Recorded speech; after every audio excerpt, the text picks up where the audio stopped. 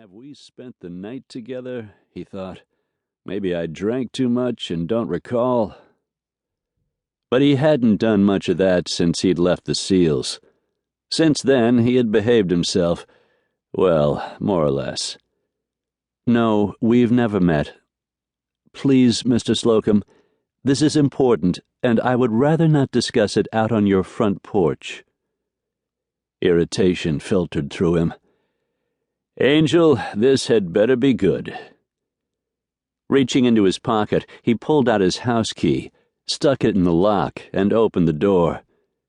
He went in and turned off the alarm, stepping back to allow Claire Chastain into his living room. Ben closed the door. Look, lady, I just got home from a wedding, and I need a shower. There's a coffee maker on the counter in the kitchen. Coffee's in the cupboard overhead. If you want to have a sensible conversation, I suggest you make us a pot. The woman's dark eyebrows shot up. And don't be afraid to actually put some coffee in the pot.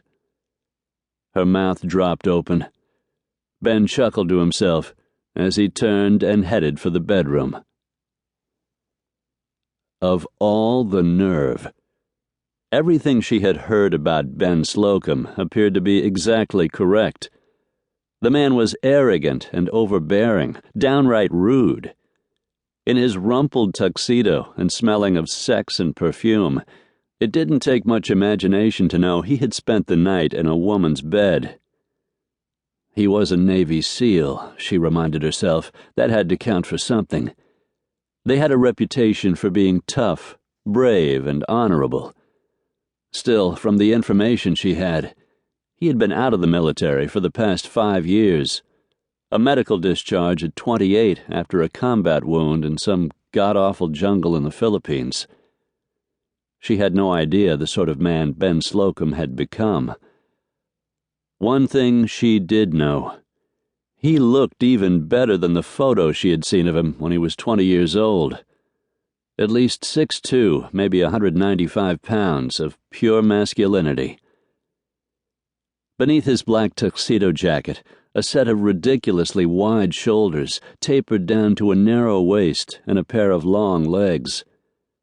Jet black hair cut short enough to hide a faint curl, and the stubble of a night's growth of beard just made him more handsome. She tried not to think of the glimpse of chest hair she'd seen beneath his unbuttoned shirt. And those eyes. So pale a blue, they looked otherworldly. She had seen a pair like them, but on a 9-year-old, the effect just wasn't the same. Thinking of the little boy and the help he so desperately needed set her feet in motion.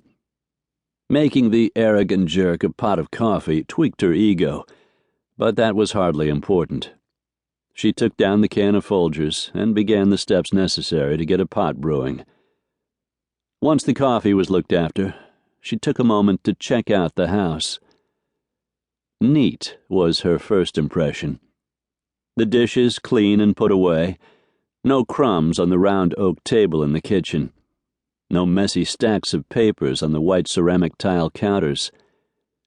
Decidedly male was her second thought.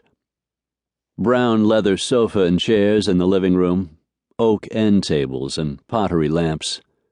A big flat-screen TV on the wall, and a stack of hunting and fishing magazines sitting on the antique oak coffee table in front of the sofa. She felt something soft brush against her, and looked down to see a big gray tomcat winding between her legs. His golden eyes looked up at her as she bent down to scratch his ears.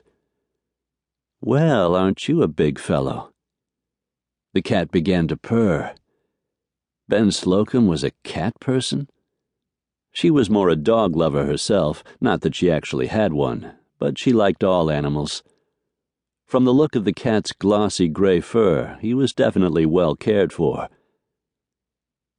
The sound of a door opening caught her attention. Claire looked up to see Ben Slocum striding down the hall, towel drying his not quite wavy black hair. In jeans and a black t-shirt that stretched over the muscles on a very impressive chest, Ben was a formidable presence. Claire had to force herself